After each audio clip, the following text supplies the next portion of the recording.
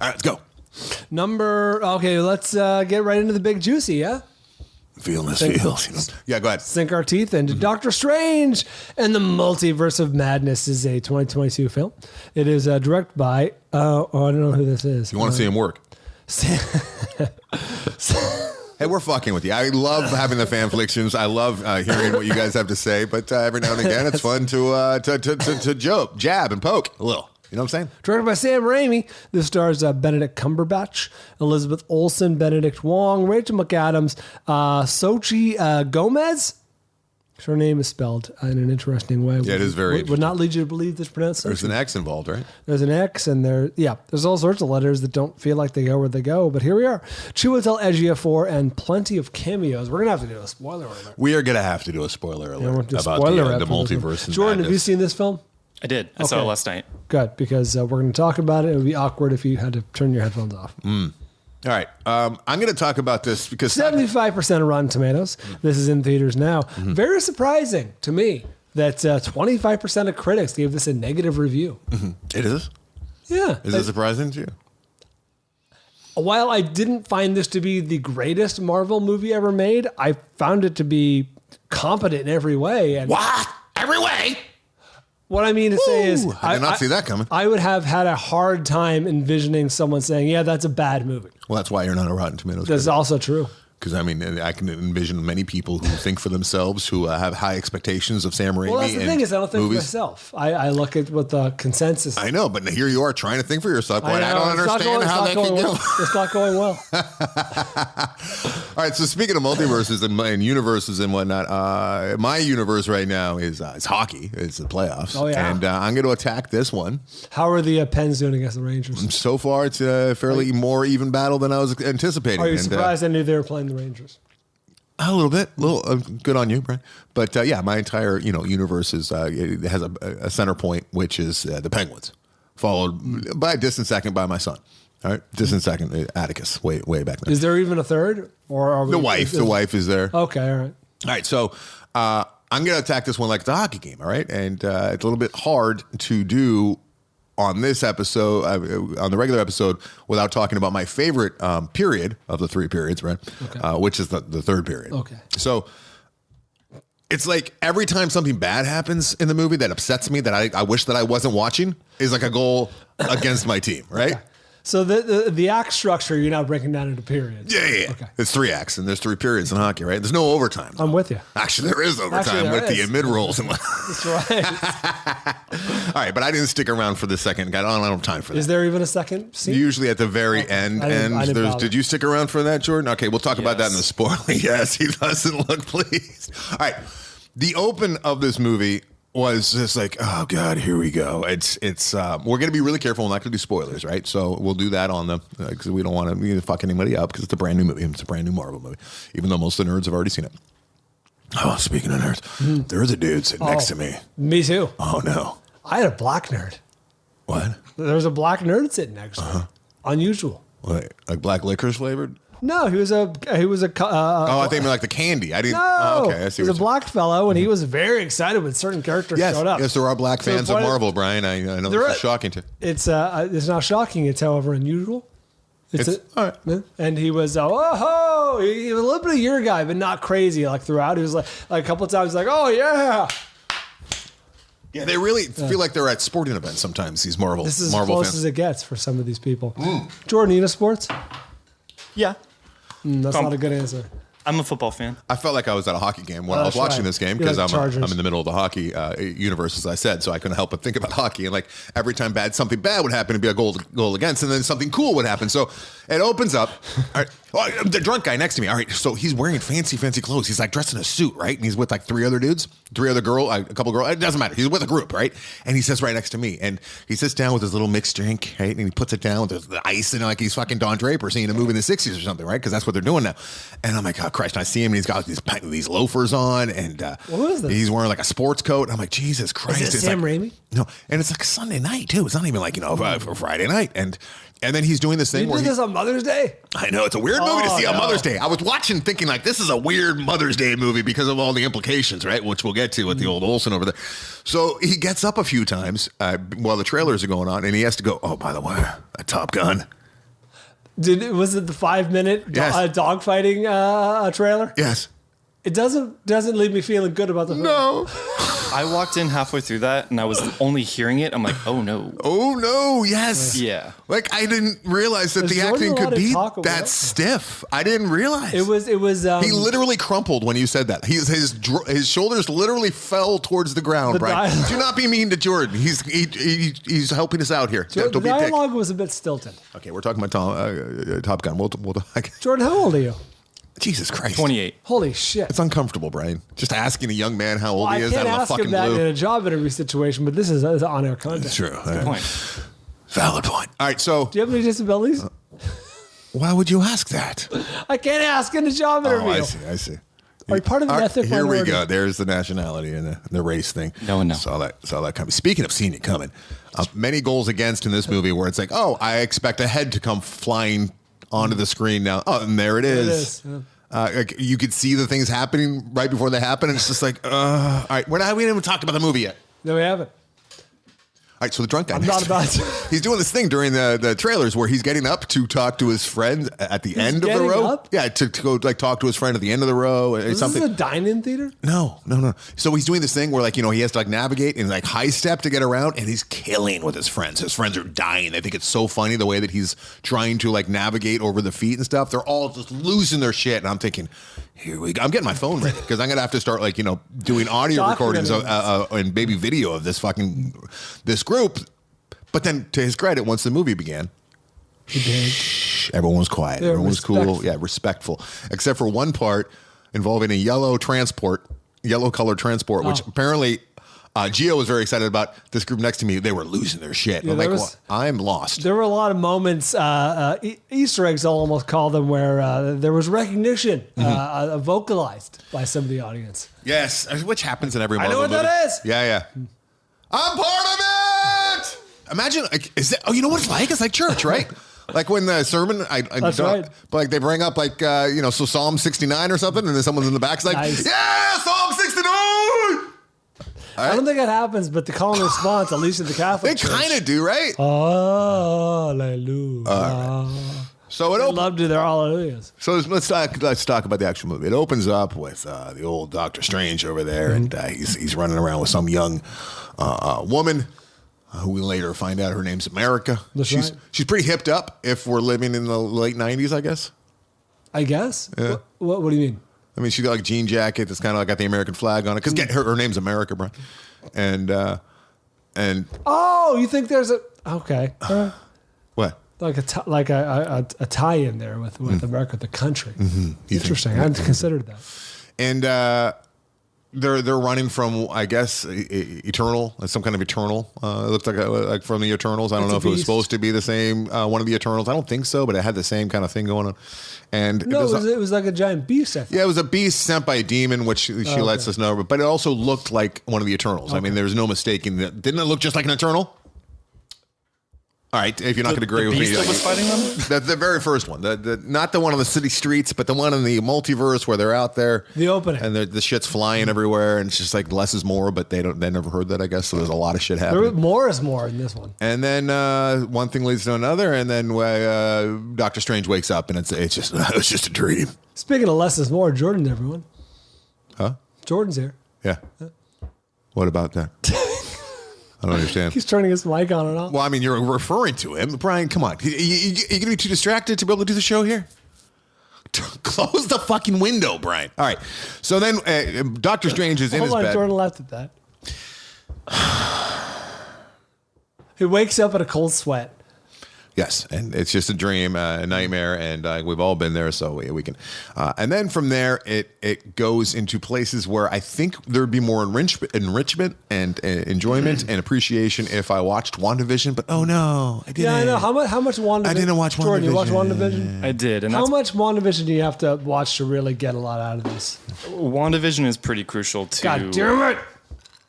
Understanding her. The pathos and having any kind of emotional... I knew what they were going for, and I'm like, they're not really doing a whole lot of work here to sell me on this. And then all the WandaVision references, I'm like, if I watched WandaVision, I bet I'd be feeling a little bit more of this or that. And I'm not going to do that Because there's actual movies out there that can make me feel things without making me watch, a 10-part series beforehand. No, that's a lot of legwork to get me to feel something for your fucking character there. Not having seen WandaVision, I still put the pieces together because she definitely, not even alludes to it, basically outright, has the very emotional... Not emotional. How do I put it? When she's like, she confronts Thanos in Infinity War. It's like, you took everything from me. And I understood. I know she's Russian? Wanda Maximoff? Yeah. Is she not like originally like I don't know. She's not Russian in this movie. Wait. Now I'm freaking out. Does she have an accent at some point in this Avengers series? I don't think. Does she? It comes and goes in this movie alone. Let alone the entire series. Okay, because I thought that she's a great actress, so I don't know. Okay. It's unfortunate to see her tangled up in this web. Madam's Web, huh? I disagree. All right. I enjoyed it. Madam Web. All right, listen. Listen to me. The kid from Greener Grass shows up, which might have been a highlight for me in the first period or two. Kid from one of the sons, Brian. I don't know what Greener Grass is. You don't know what Greener Grass is? I didn't recognize him. Who is he? Who is he? In this movie? I mean, he's one of the two sons. There's only two sons. The two little boys. Yeah. And I'm like, oh my God. And every time he'd be on the screen, I'm like, I wish I was watching Greener Grass. Your body is heavy, son. Go to sleep. Drift off to sleep. Oh, that's my boy. I love Greener Grass, and I wish that he was in the. Wish that was on the screen in front of me. Never once made the connection. So this is Harry Potter. The first act or two. This is like Harry Potter. Doctor Strange is like magical and all the. Yeah, he's a wizard. Yeah, wizard. It's just. it's hard to stomach, Brian. Wait, you've seen one Harry Potter movie. How do you say that? Because I'm subjected to all of the bullshit because I live on Earth. Right? I mean, there's so Dumbledore, and I know names. Snipe. It's Dumbledore. I kind of know names. You got two names wrong. The fucking Pika Snipe guy over there. All right, he's missing a nose. I know shit. This feels like very like it's like magic. It's very dated. It seems very dated. It seems very like Dungeons and Dragons and warlords, warlocks and all the spells. And what am I supposed to be feeling when they're doing the spells? And he's essentially doing Tai Chi and. Like is it strength? Is it something that they work out? Because you see, like a lot of time when they're down, they have like training facilities. They do that thing, and then like it just works out for them, and it's lazy and it's boring, and the stakes are absurd, Brian. Because back in the day, it'd be like, oh, the city is in peril, and if we don't defeat this enemy, the city is going to burn. And then it was like, well, what about the whole world? And then someone along the lines like, we could make it so the whole universe gets fucked. And then someone says, fuck the universe. What if there's infinite universes and all of them are fucked? Because this witch lady misses some kids. It's like, that's the stakes we're going after that you're expecting me to believe and care about. I mean, that's the ultimate stakes. Can you get... We're getting higher than that. I think Doctor Strange 3 is going to be like all of the multiverses, infinity, plus one. I think that's what they're going to do.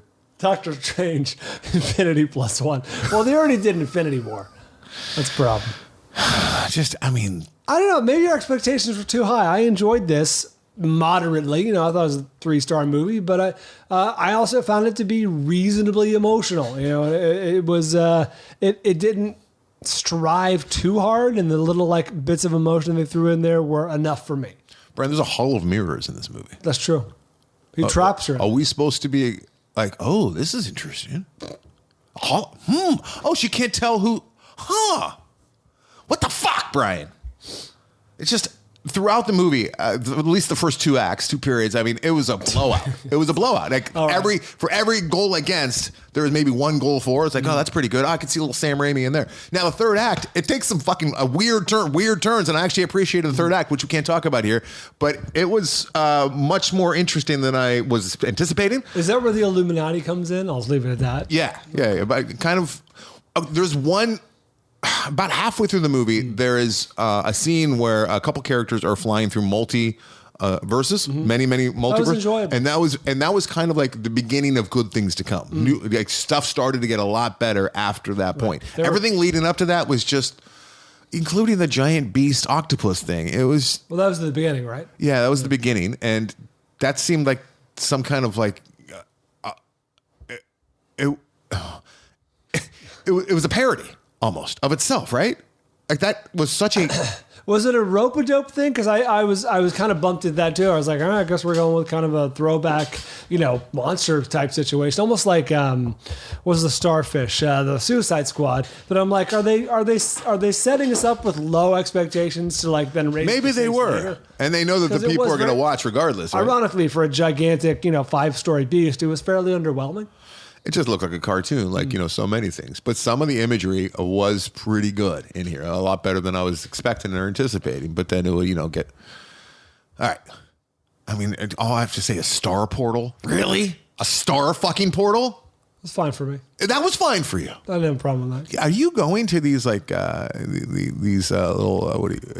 where they sit you down at a table and they ask people's opinions? What are they called? A focus group? Yeah. Are you focus grouping? What do you mean? I feel like somebody like you is sitting at the focus groups for these Marvel movies, and you'd be like, a star portal? Yeah, that seems pretty cool. Yeah, that works. That works for me. Yeah. I mean, it was unofficial, but there was a table outside which is weird because I saw it a few days after it came out.